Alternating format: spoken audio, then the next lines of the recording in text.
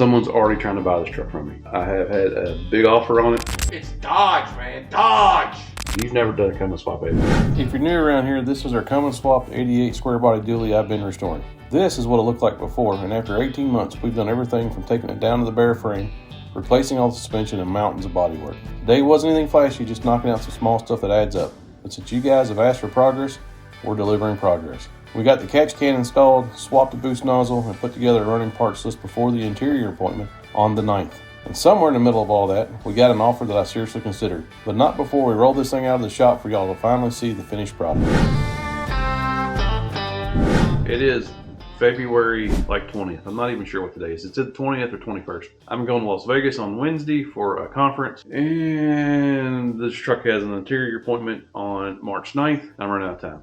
In typical Jarrett fashion, I've taken on way too much. I've bit off more than I can chew, and I'm screwed. And Scotty and I got some things to get done today, and I'm not sure that we're going to get it all done.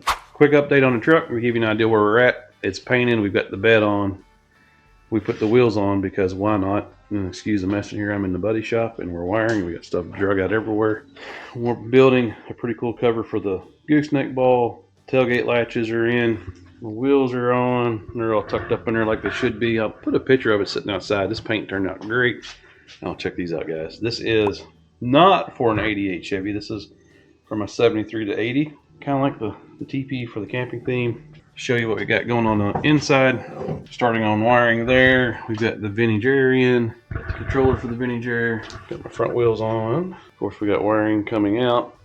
Started wiring all the Dakota digital stuff there.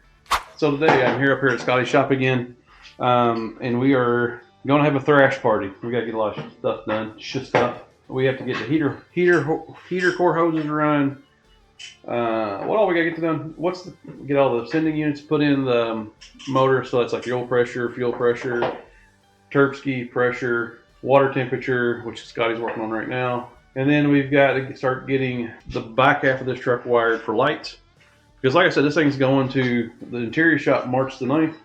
Ain't nothing like putting Scotty on a deadline, which he just absolutely... It'll be done by March 9th, I promise. I promise. 2027. I know where that...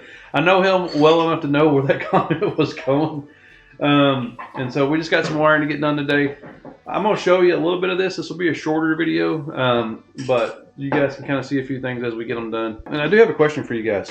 If you are in the square bodies and you know anybody that makes this piece here, this is in pretty bad shape and I'd like to get this done, replaced. So if you know of anyone that has that part or makes that part, or you have a new old stock sitting around somewhere, that would actually be really cool. I would be interested in that. Send me an email. And if you know of who sells this, I think LMC just started carrying this. I'm excited about it. This thing will definitely be at the London Rally in June, barring some sort of catastrophe, which I don't expect.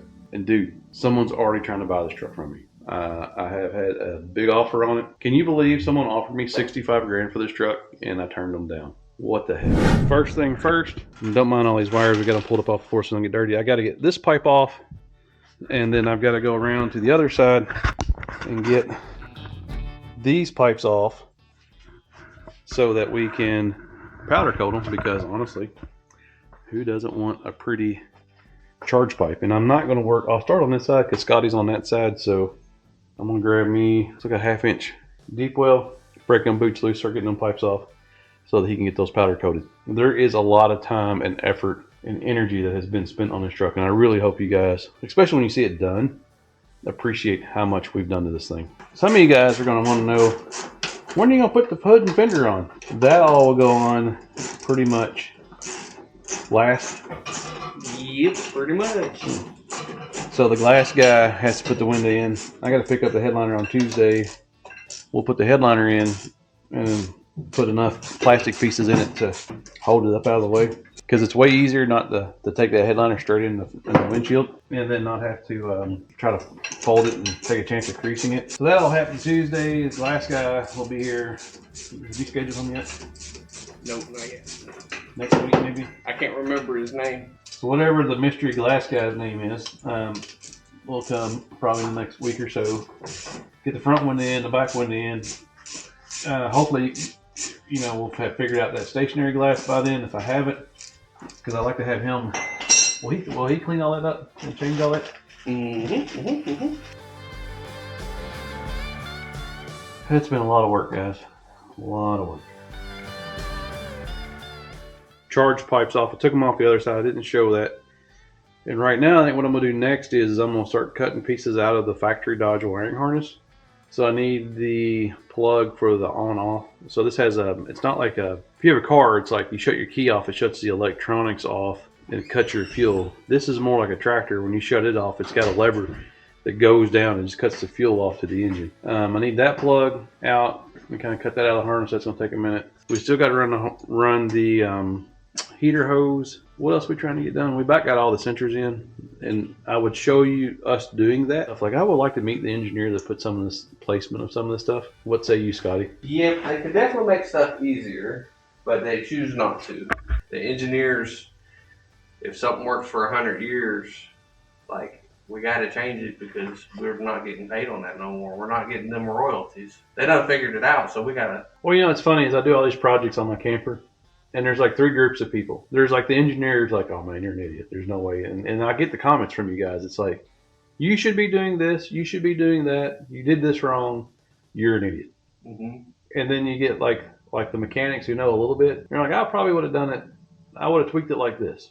So they're not really correcting you. They're like, next time you do it, you'll save yourself a little trouble. Do it like this. Then I got you farmers. You're like, it looks great. What do you want me to do? Do you want me to keep cutting that harness apart, or do you want me to charge pipes are off? That's the last sensor that we need to run. After that, probably round up. The headlights. We need to round up all the headlight buckets, and I think they've been sandblasted and painted, I believe. If I was a headlight bucket for a Suburban going on a square body Chevy pickup, where they would obviously be in the wood shop. Is that where they're at? Yeah. We could probably, I've got that fuel pressure sensor in, and so we could probably, you want to put this back down on the ground? No, I want to put the catch can on it first. Okay. Is that ready to go on? We just got to navigate and make sure we got enough hose to get to where we want to put it. So guys, that's one of the things, like when you're running these projects, and if you ever do one of these projects, we've been, actually this one's went pretty quick, to be honest. You know, like if a big block was going back into this thing, way easier. But when you do a custom, like, you know, we're putting a Cummins, not a Dodge Cummins, we'll just go with Cummins, which, if you want to be honest about it, is an international. It's Dodge, man. Dodge. Dodge decent they've made in the last 100 years. It's because Dodge didn't make it. And I drive a Dodge. But whenever you do one of these, and Scotty and I have neither done one of these. Neither one of us. You've never done a Cummins swap, have you? It's not hard, and wiring it up is essentially about like wiring up a swap block Chevy. It's pretty easy. But it's just finding the hoses and the fittings and getting everything to where it doesn't look like it was like I did it. And most of the time you do something, you do it once, you'll look at it a little bit and you'll evaluate it and say, well, I can redo that. And you'll do that about 3 times, and then you'll finally get to where you're happy with it. Or there's already on this truck, and this truck's turned out great. And I'm not knocking how it's turned out, but he's knocking it. But there's already like a laundry list of things, and I think you would probably say the same, that you would do different. Oh yeah. Okay, so did you want me to cut that wiring harness apart, or you want me to scuff up them bumper brackets? Probably cut the wiring harness apart. All right, let's go cut a wiring harness apart. Whenever you're working on one of these trucks, let's get this out of the way. I am not He's not in the position to give advice. Yes, like Scotty said, I am not subject matter expert on any of this stuff. But what I do know, which is very little, is you don't throw nothing away until you're done with it. And what I mean done with it, like when you sell it to the next guy. Pretty much. And this truck has turned out way nicer, me and Scotty were talking about, than what we anticipated. And I'm pretty sure this razor blade is the dullest razor blade I've ever used. Which means there's probably an accident about to happen. You know how that works? Yeah, pretty much. You talk crap about it. But what I'm trying to get out is this plug right here, because this is for the fuel solenoid or guillotine or whatever you want to call it. This is the wiring harness out of the red Dodge that you guys saw a while back. I really don't need a lot of stuff out of it because it doesn't translate to the Chevrolet. But I do need a few things. Fair disclosure, I've got these big old heavy wires going to that guillotine, that plug up there for the fuel sending unit or whatever, the fuel's cut off. And every wire in this wiring harness is tiny. Don't you think that probably needs a little addressage? Oh yes, without a doubt. That you can snap that in the curve. And that's that other up front for the tack right here. Yep. So I thought. You know what amazes me is how much electrical tape. Maybe that's why the Dodge was such a shitty truck. How much electrical tape is on this wiring harness. Alright, I'm gonna get to moving to something next. Alright, so remember that part where I said we had to get the catch can in so that we didn't oil up all the campgrounds, you know, new concrete. So this is what we're doing here. So this thing will go in here and that runs up to the block. And when I change oil, we'll be opening this little pitcock here and drain the oil out of it if it has any oil. It shouldn't, I said, Scotty, make much of a mess because it's pretty much a brand new motor. So let's get some holes drilled. I'm in a really awkward spot. One. Oh, that sucked. But it's done. And then if you look here, this is the air compressor kit that I got from E-Trailer. And we made this bracket so we could shove all this up out of the way. So the tank and the compressor are up where nothing should catch it, right behind this cross member. I don't know if you can see that or not. This cross member, if something comes under it, will hit it and hopefully save all that. And then I have another gizmo to get in here at some point. I just don't know where we'll put it. You think these will actually, the drill bit you gave me is a smidgen too small. Yeah. Yeah, still ain't gonna go through. That'd be fine. Be fine.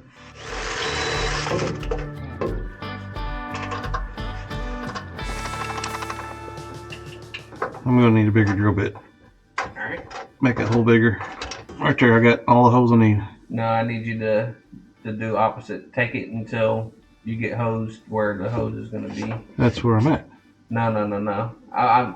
This is going to be the two ends of it. I need to find the length. I'm already hooked up on the motor. Oh, never mind. Okay, never mind. I'll just do it on my end. It should be pretty close to right there.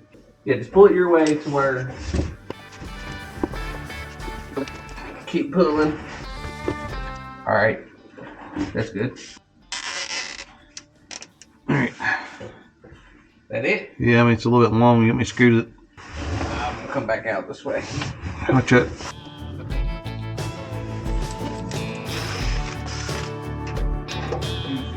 Just wanted to point out before we leave, installed catch can AN lines run down from the King Speed tappet cover. And this thing is set up to where when I change my oil, I can just unscrew this little thing, drain whatever it catches, and then that's one less oil stain on the campground cement, and I don't get in trouble. Although, if I do leak, I'm not the only one that leaks on those, because I see that happen all the time. Alright guys, kind of update. Lots been going on. When you do a truck like this, like I said earlier, there's tons of figuring going on. Pulling wire, unwire, rewire, clean up, get dirty, clean up, and all that good stuff. And we're trying to keep all this looking as presentable as possible. So one of the things is I'm doing pod mount gauges, and this is the boost gauge, and I'm using glow shift gauges. And so when I got their kit, this nipple stuck straight up, so I'd have a big looping hose would come up, and the loop would go back into the firewall. So we got that piece changed, got that looking better. We've got the battery cable. We changed this brass fitting back here for the heater hose.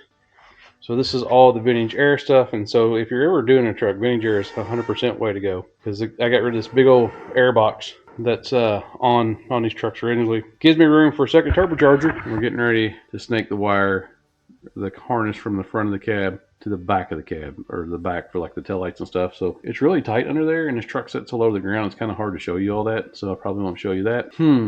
Ordered a bunch of parts. Got a bunch of parts to order when I get home, and we have to make a parts list. So it's kind of getting late in the day. It's about 5 o'clock my time, about 6 Scotty's time. So he and I might just stop and make a parts list. Stand by.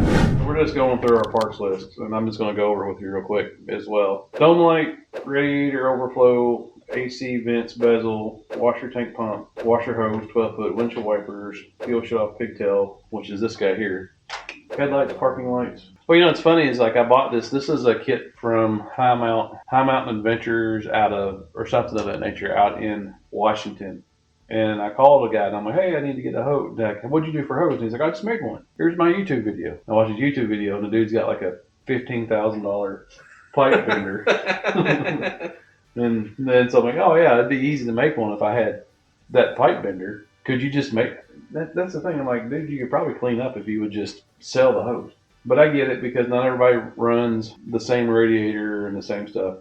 But like on this setup, I mean, I bought the mount for Rob Bonney to take a second gen Dodge radiator in this truck. So it's pretty much, I'm really gonna have to get like creative, and like the road ready logbook that I'm always talking about that we have. It's gonna be pretty extensive in this truck because this is a Dodge compressor, a GM alternator, aftermarket turbo, GM brake booster with an aftermarket damping switch on it. Yeah, you know, I've got parts from like 14 different cars on here. But I will say, if you're an environmentalist, this is probably it would be one of the more green vehicles on the road because there's parts from everything and we kept everything out of the crusher, which means we're just recycling old cars we're recycling basically 4 old cars to make one. Do you want me to try to order those LMC glasses for the back? If you want, yeah. What about wing glass seals? The one on that side's not in bad shape, but this one's pretty rough. You know what's funny is we still do not know if the windows roll up and down. That is very true. And we're like getting ready to get the glass guy in here. We should probably figure that out Monday. No, I figured we'll get the AC working first, and then that way it won't matter.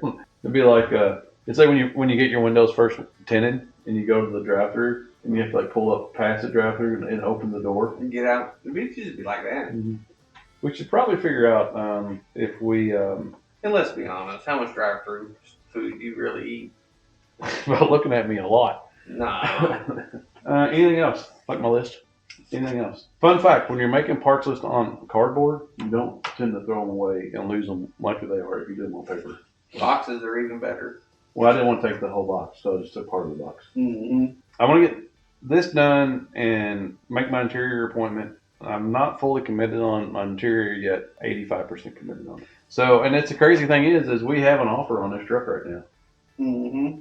I just don't know how I feel about that. You always try to sell it because he said he'd take it as is. Yeah, pretty much. Get this bitch out of here. And that was a good offer. So, you know, I don't know. I kind of want to see this one through. But all jokes aside, we do need to see if those windows work. I ain't worried about it. All right, guys. Did we get enough done to make our interior date? Or are we going to punt it by a week or two? No. Thanks for watching. Like and subscribe. We'll see you on the next adventure.